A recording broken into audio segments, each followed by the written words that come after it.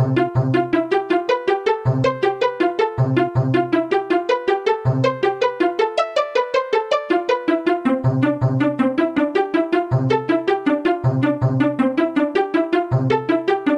vais procéder à l'appel. Marie-Dolores Angulo. Jean-Gilles Avançal est excusé pour cause d'un très grave accident sur la RD 1113 dans son agglomération. Linda Raduc. Jean-Claude Bernard. Eliane Béron a donné procuration à Marie Fortinon. Dominique Cavaillol. Didier Casimajou. Jean-Jacques Châtelier. Lionel Cholon. André Gabory. Très bien. Jean-Noël Camus. Dominique Clavier. Jean-François Dansen a donné procuration à Jocelyne Doré. François Dora. Jocelyne Doré. Présent. Mylène Doro. Bernard Dréau. Daniel Dubout. Philippe Dubout. Oui. Laurence Ducos, je l'ai vu. Dominique Fauvet. Christine Forestier avait donné procuration à Jean-Gilles Avançal, donc je n'ai pas là. Marie Fortinon. Jérôme Gauthier. Marc Gauthier. Hervé Gillet. Michel Atapi. Corinne Dolan. Jean-Pierre Mansour a donné procuration à... Ah, on n'a pas la procuration. Non, parce que là, elle était marquée, j'avais un point d'interrogation. Vous ne l'avez pas? Non. André Massieu. Laurence Meunier. Guy Moreno. Patricia Peignet. Jean-Marc Pelletan. Anne-Marie Penaud a donné procuration à Mathieu Truffard. Jean-Claude Pérez a donné procuration à Didier Casimajou. Maggie Perrironin a donné procuration à Jean-Noël Clamour. Sylvie Porta. Présente. Alain Guérin. Denis Rennes. Rennes ou Rennes? Rennes. Jean-Patrick Soulet. Présent. Bruno Ténit et Mathieu Truffard.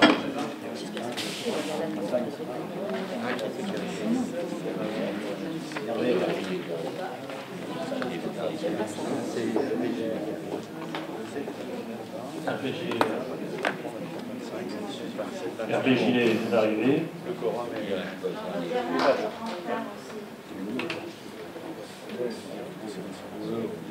Est-ce qu'il y a un secrétaire de séance?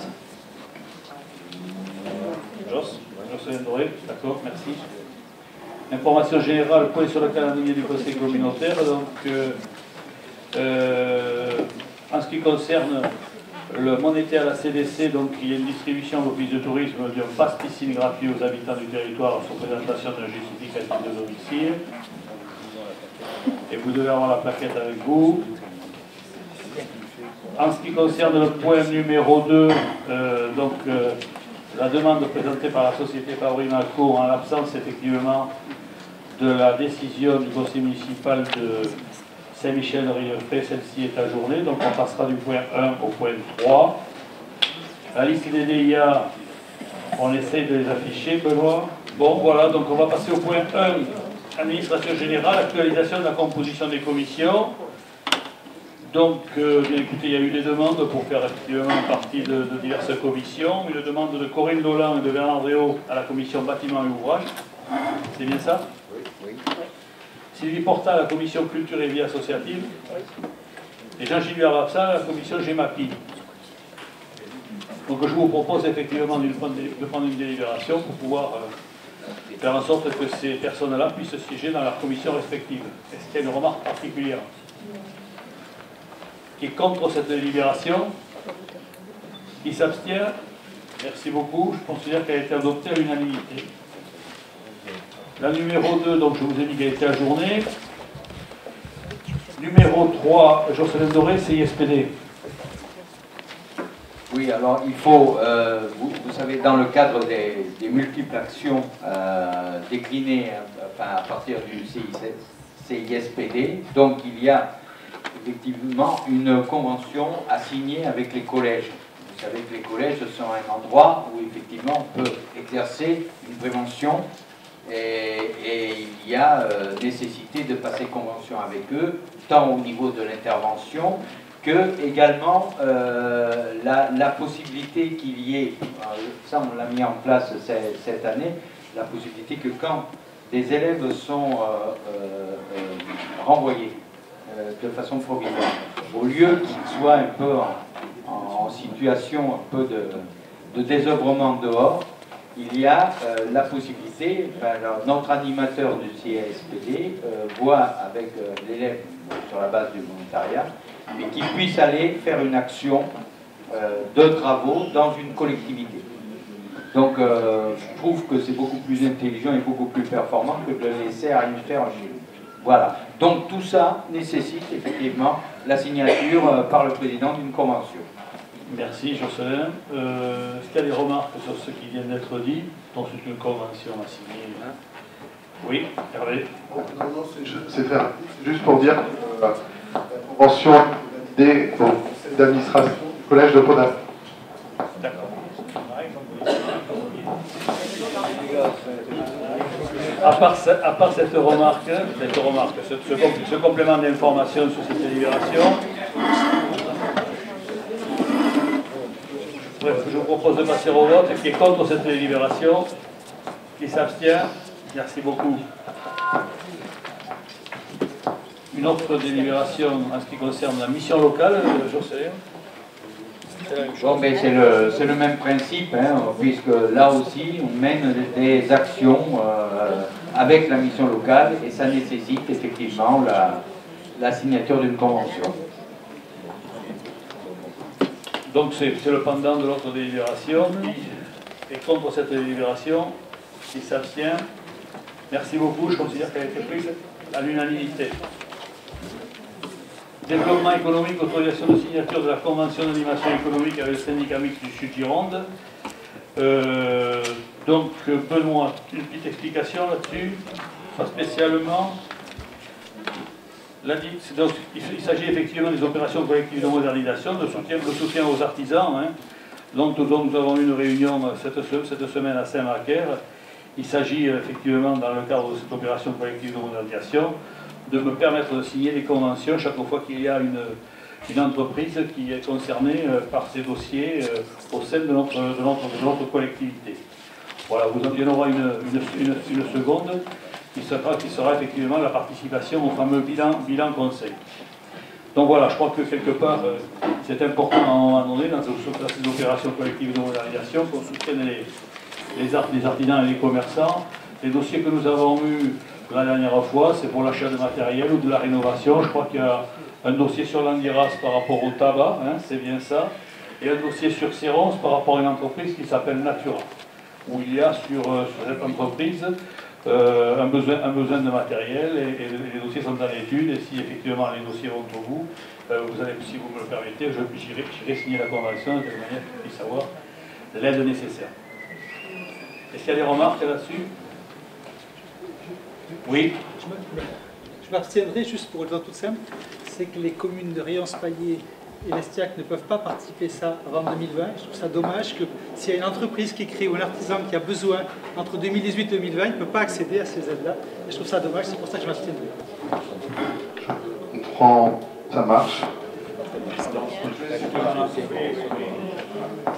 C'est la changer la place. Essayer de mettre une entreprise. Le problème, c'est que c'est une convention qui est signée notamment avec l'État et la région, et donc on ne peut pas en modifier malheureusement le périmètre parce que c'était une convention qui était initiale, qui était constituée en ce terme. Voilà, et on ne peut, voilà, on peut rien faire. Bon voilà, donc bon, nous on comprend bien ce qui se passe sur Paillé, mais aujourd'hui il faut aussi avancer sur les autres communes du territoire, et effectivement Paillé le reviendra en général en son temps, et j'espère que ce sera le plus rapidement possible. Qui est contre cette délibération? Qui s'abstient? Madame de Gavory et Jérôme Gauthier. Il y a M. Moreno aussi. Et M. Moreno. Alors, opération collective de modernisation, c'est-à-dire effectivement pour aider ces entreprises, bien entendu, il y a donc ce qu'on appelle les bilans conseils qui sont portés effectivement par le syndicat mixte, Et généralement, le bilan conseil, il coûte 560 €. Et la communauté de communes, toutes les communautés de communes d'ailleurs, participent à hauteur de 112 € si vous en êtes d'accord, de manière à faire en sorte que ces bilans conseils puissent être établis et qu'on ait aujourd'hui des choses qui sont vraiment factuelles, avec un travail qui est fait avec les chambres de métier, de telle manière à bien cerner les problèmes et financer si cela est nécessaire. Donc les deux premières entreprises concernées, je le disais tout à l'heure par les bilans conseils, sont Natura, vous l'avez derrière, c'est M. Rémi Dujol, paysagiste à Séronce, et Lounina, le tabac presse à Ludmilla, alors il y a quelque chose, ouais, le tabac presse à Landiras. Je crois que c'est le prénom, et puis le tabac il s'appelle. Ouais, c'est ça. Et le tabac presse s'appelle Lounina, non? Non, le 5 étoiles. D'accord, bon, effectivement, on rectifiera ça. Est-ce qu'il y a des problèmes particuliers? Est-ce que vous voyez des inconvénients? Est-ce qu'on participe à ces bilans de conseil? 112 € par entreprise, il y en a 2 ou 3, 4 par an. Qui est contre cette délibération? Qui s'abstient? Madame de Gabory, c'est tout. Merci beaucoup. Jean-Marc. On va te donner quelque chose.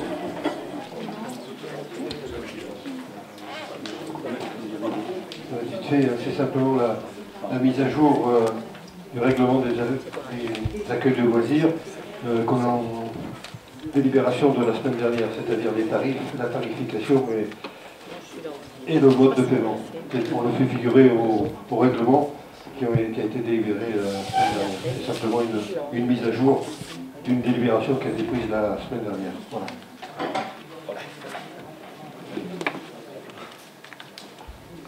Merci Jean-Marc. Des remarques? Qui contre cette délibération? Qui s'abstient? Merci beaucoup, je considère qu'elle est prise à l'unanimité. Attribution du marché en ce qui concerne donc la halte fluviale de Cadillac. C'est la société Balino qui a été retenue. Une société à simplifier, Balino, pour une durée dans les travaux, pour une durée de 6,5 mois, compté de la notification de l'ordre de service des travaux. Donc cela fait suite effectivement à tout un tas de réunions et de délibérations que nous avons prises au sein du conseil communautaire. Donc le marché, si vous voulez, il a été attribué à la société Balino pour un montant de 785 676 €. Je ne vous rappelle pas le financement, mais le reste à charge pour la communauté de communes est aux alentours de 200 000 €. C'est ça c'est ça, à peu près.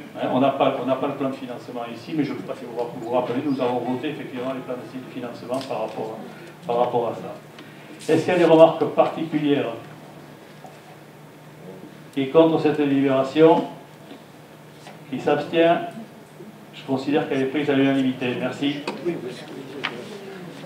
Autorisation donc de signature du marché de services et missions d'assistance et maîtrise d'ouvrage concernant le pilotage de la coordination générale du PLU. Moi je vois que le rapporteur c'est le président, mais je préférerais plutôt que Alain, tu t'en dises deux mots peut-être, non hein? Oui, simplement pour rappeler donc la procédure d'appel d'offres a eu lieu.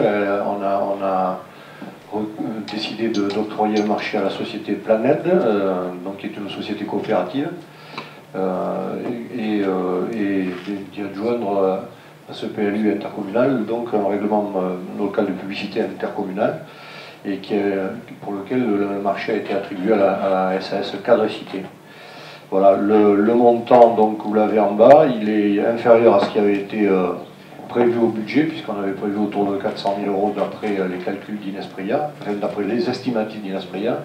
Et vous constatez, alors que je pense qu'il y a une erreur, mais qui est rectifiée sur l'écran par rapport à ce que vous avez reçu. Donc le montant du marché est de 268 475 €, hors taxe pour le PLU intercommunal, et de 22 500 € pour le RLPI. Est-ce qu'il y a des remarques particulières? Bon, cela aussi, ça fait suite effectivement aux réunions qui ont été menées par Alain dans le cadre de la prescription de ce PLU. Il n'y a pas de remarque particulière, je vais vous proposer de passer au vote. Qui est contre cette délibération? Qui s'abstient? Merci beaucoup, je considère qu'elle a été adoptée à l'unanimité.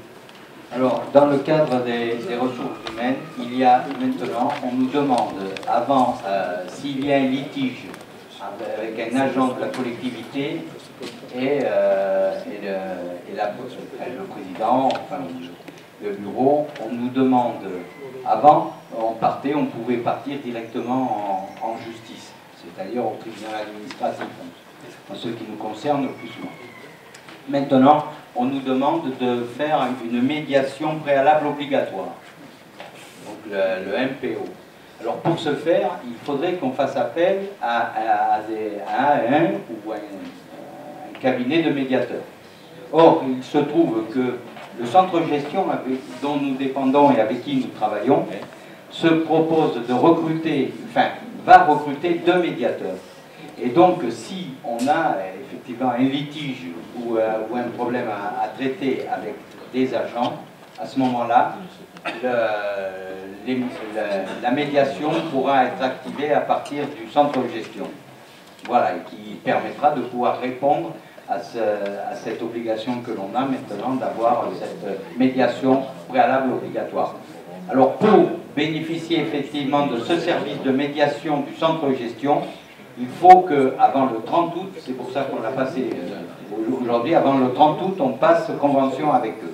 Voilà. Et si on a besoin de leur compétences, de leur service en matière de médiation, ça coûtera à chaque fois 150 € à peu près pour chaque action. Voilà. Mais enfin, c'est excessivement intéressant par rapport à ce que ça nous coûterait par ailleurs. Parce que par ailleurs, il faudrait partir avec avocat et tout le truc. Voilà, donc c'est pour avoir votre autorisation donc, de pouvoir bénéficier de ce service de médiation du centre de gestion. Tu veux intervenir sur ce qui vient d'être dit ou tout vous paraît clair? Qui est contre cette délibération?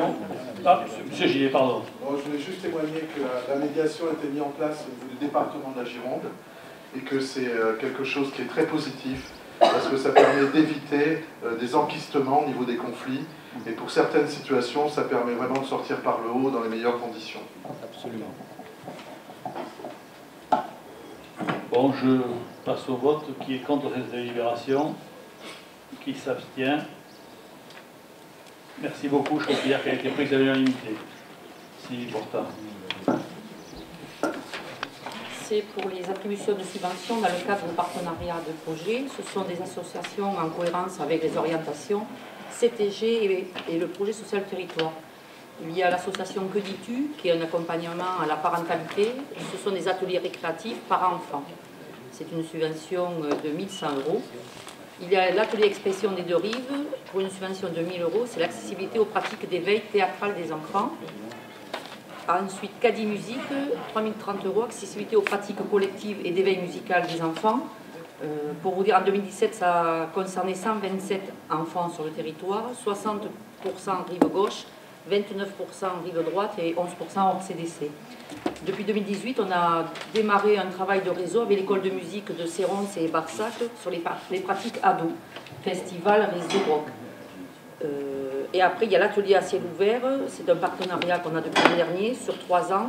C'est un projet coproduit avec des participants. Il y a le Plage, il y a le Collège Anatole France, MDSI, l'hôpital de jour, la RPA du Cadillac et Antra. C'est 5 000 €, mais il y a un cofinancement qui rentre avec la CAF qui reverse 2 500 € et la MSA 500 €. Bon, merci de ces explications. Tout ça, ça a été vu en commission. Je vous propose de passer au vote. Qui est contre cette délibération? Qui s'abstient? Merci beaucoup. Je considère qu'elle est prise à l'unanimité. Tarif de la taxe de séjour. Vous avez le tableau sous vos yeux. Sous vos yeux. Donc, ça a été vu effectivement aussi en commission. Est-ce qu'il y a des remarques particulières sur ces tarifs? Ça ne change pas beaucoup. Qui est contre cette délibération? Qui s'abstient? Merci beaucoup. Je considère qu'elle a été prise à l'unanimité. urbanisme, donc là on va passer la parole à Alain Quérens en ce qui concerne effectivement le PLU de Sainte-Croix-du-Mont. Alors je ne sais pas si vous souhaitez que je lise vous avez reçu la délibération un peu tardivement parce qu'on était en échange avec Maître Boissy, notre conseil. Je peux peut-être essayer de résumer un petit peu. Donc comme vous le savez, on a été obligé donc de reprocéder donc à la demande du tribunal administratif à une nouvelle enquête publique qui s'est déroulée donc entre le 25 avril et le 25 mai 2018. Pour y ajouter donc les avis de l'INAO et de la CDPNAF qui ont été joints cette fois-ci à l'enquête publique afin de régulariser le vice de forme retenu par le juge et également donc pour corriger l'erreur manifeste d'appréciation selon le juge aussi dans le classement UB des parcelles D310, 316, 317, 318 et 320. Donc, vu le résultat de l'enquête publique, vu le rapport et les conclusions du commissaire enquêteur du 25 juin, reçu par courrier le 2 juillet, vu l'avis de la commission aménagement urbanisme qui s'est tenue lundi soir, donc ces deux corrections ayant été apportées, donc considérant que les modifications suivantes, alors après il y a eu des modifications qui avaient été traitées suite à la première enquête publique que vous avez en haut de la page là, peut-être monsieur Boutinon. Voilà, partie bourg, partie amont, et puis il y avait partie pleine, donc ça n'a pas bougé. Donc je vous propose de reprendre après cette partie-là. Voilà. Considérant que le projet de plan local d'urbanisme présenté intègre des corrections résultant de la prise en compte des avis qui ont été joints au dossier, des observations du public et du rapport du commissaire enquêteur. Donc il y avait deux réserves que le commissaire enquêteur a apportées. Donc, considérant que la commission aménagement et urbanisme de la CDC n'a pas souhaité donner de suite favorable aux réserves émises par le commissaire enquêteur pour les raisons suivantes. Alors, concernant la réserve émise sur la préservation du terroir viticole à fort potentiel, avec plusieurs secteurs que vous avez à Dousquin, Chaigne Sud, Peillot, Casaubon, voilà les deux secteurs. L'explication du rejet de la réserve donc émise par le commissaire enquêteur, s'agissant des secteurs Dousquin et Chaigne Sud, ces parcelles en zone constructible permettent de créer un découpage cohérent de la zone.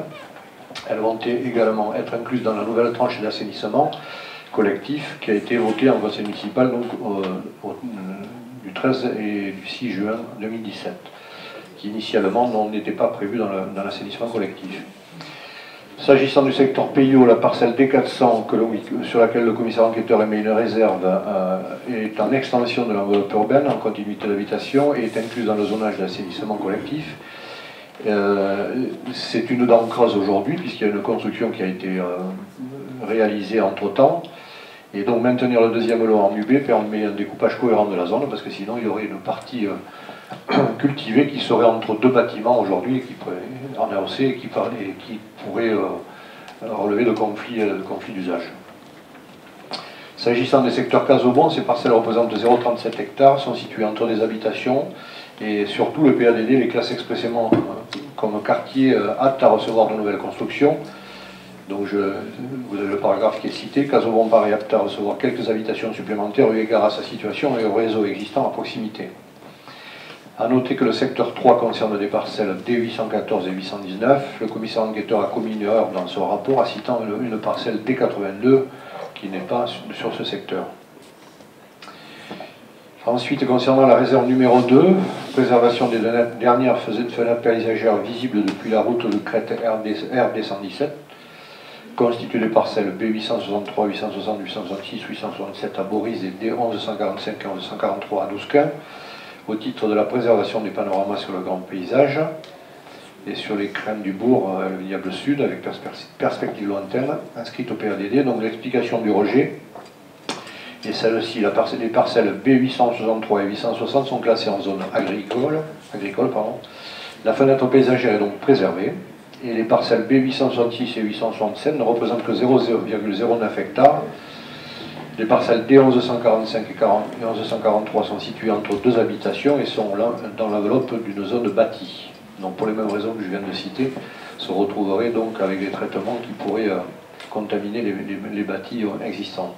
Donc le retrait de l'ensemble de ces parcelles finirait par avoir également un impact non négligeable sur l'économie générale du projet, vis-à-vis de l'objectif affiché dans le PADD d'accueil de population avec environ 900 habitants aujourd'hui et la commune qui envisage de stabiliser la population sans dépasser donc les 1000 habitants dans le long terme.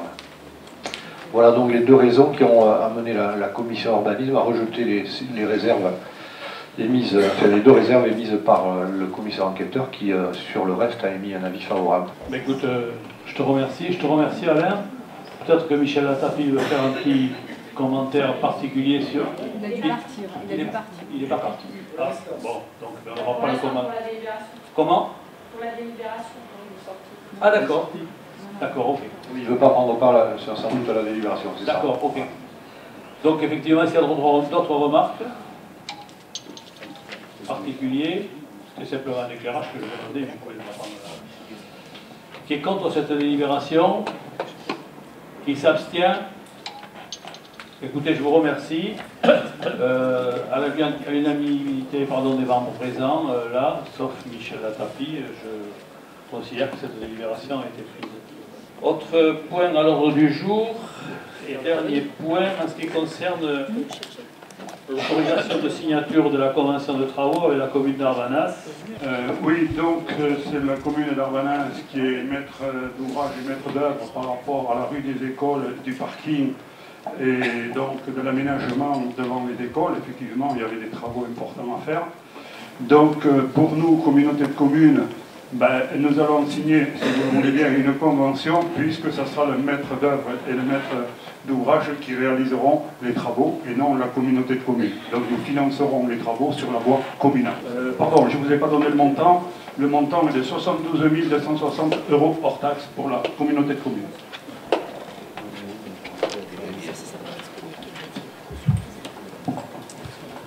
Donc voilà, donc on va intervenir, on va signer une convention, c'est la commune d'Arbanas, vous l'avez compris, qui sera maître d'ouvrage. Et à ce moment-là, on pourra donc, sur la partie qui nous concerne, communauté de communes, rembourser à la commune d'Arbanas les travaux qui nous incombent. Est-ce qu'il y a des remarques particulières sur cette délibération? Oui, monsieur Trépard. Les raisons pour le passage de la fibre ont été prévues, prises en compte? Alors là, je ne peux pas vous répondre. Peut-être que Jean Gilbert va vous le dire. C'est la mairie d'Arbanas qui gère. Passage de la fibre, est-ce que cela a été prévu? C'est une question qu'il faudra poser à Arbanas, effectivement. Et vous faites bien de le faire remarquer. Avant d'avancer, lors des premières réunions de chantier, on interviendra dans ce sens, de telle manière à ce que les fourreaux soient passés et qu'on n'ait pas à repasser derrière. C'est vrai que c'est assez judicieux, surtout pour les écoles. Merci. Est-ce qu'il y a d'autres remarques? Mais je vous propose de passer au vote. Qui est contre cette délibération? Qui s'abstient? Je considère qu'elle est prise à l'unanimité. Est-ce qu'il y a des questions diverses? Vous savez qu'après cette réunion, effectivement, il y a une réunion en ce qui concerne les maires, avec l'intervention de monsieur Bourgeois, qui doit arriver et qui rentre dans la salle. Donc on va très rapidement, effectivement, lui demander de s'installer, puis je vais demander aux maires qui sont présents de rester, et je considère que le conseil communautaire est terminé. Je vous remercie.